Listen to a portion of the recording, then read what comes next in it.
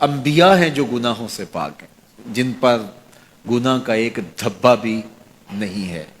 باقی گناہ میرے میں بھی ہے، گناہ آپ میں بھی ہے، لیکن اگر ہم لوگوں کے گناہ اچھالنا شروع کر دیں گے تو ہمارے بھی گناہ اچھالے جائیں گے۔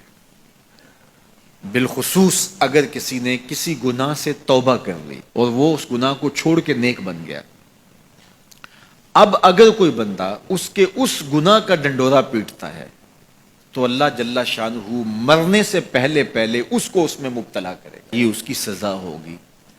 اس کو اللہ نے معاف کر دیا، اس نے معافی مانگ لی، تم کون ہوتے ہو اس کو ڈنڈورا پیٹنے والے؟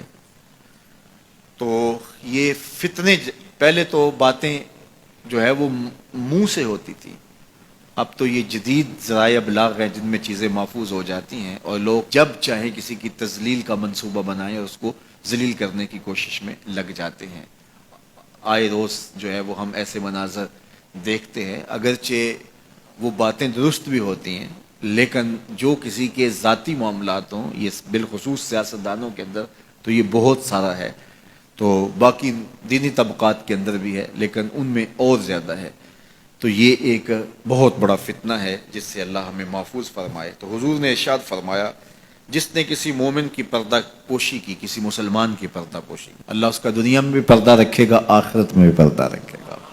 اور اللہ جل شانہ بندے کی مدد میں ہوتا ہے، بندہ جب تک اپنے بھائی کی مدد میں ہوتا ہے۔ جب تم اپنے بھائی کی مدد میں لگے ہوتے ہو، اللہ تمہاری مدد فرما رہا ہوتا ہے، تمہاری نصرت فرما رہا ہوتا ہے۔ اور جو کسی ایسے راستے پہ چلا جس راستے سے وہ علم حاصل کرنا چاہ رہا تھا، طلب علم کے لیے جس نے سفر کیا، اس کا مقصد تھا کوئی مجھے علم کی چیز ملے گی اور میں حاصل کروں گا۔ ایک تو وہ طلباء ہیں جو 8 سالہ، 7 سالہ، 5 سالہ، 4 سالہ علوم دین حاصل کرنے کے لیے سفر کرتے ہیں، پھر مسافر رہتے ہیں، مسافرت کی زندگی گزارتے ہیں، سویر شام سفر کاٹتے ہیں، ایک تو وہ ہے۔ لیکن صرف وہی مراد اس سے نہیں ہے جو حضور علیہ السلام کا ایک فرمان سننے کے لیے بھی چلا۔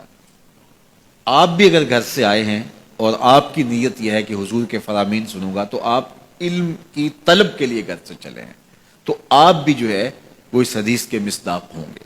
تو ارشاد فرمایا، وَمَنْ سَلَكَ طَرِيقًا يَلْتَمِسُ فِيهِ عِلْمًا، جس نے سفر کیا طلب علم کے لیے، سہل اللہ لہ بہ طریقا الی الجنہ، اللہ اس کے لیے جنت کا راستہ آسان فرما دیا، اللہ اس کے لیے جنت کی راہیں آسان کر دی۔ آپ صاحبزادوں کے نام، پیرزادوں کے نام، مولوی زادوں کے نام، سردار زادوں کے نام اور بڑے باپ کے بیٹوں کے نام اگلے لفظ اسی حدیث کے، جو عمل میں سست ہوا اس کا نسب اس کو تیز نہیں کرے گا۔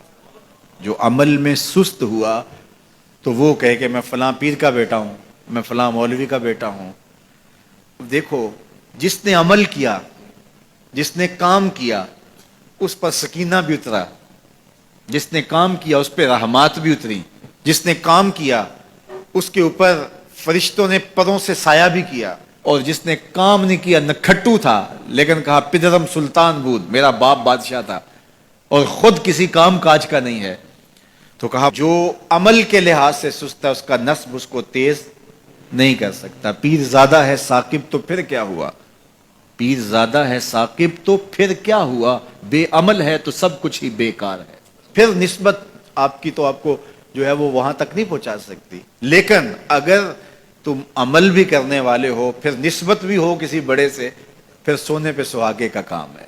دودھ اندر جے کھانڈ لائیے مزہ ہو جاوے دونا، پھر سونے پہ سہاگا ہے۔ کب؟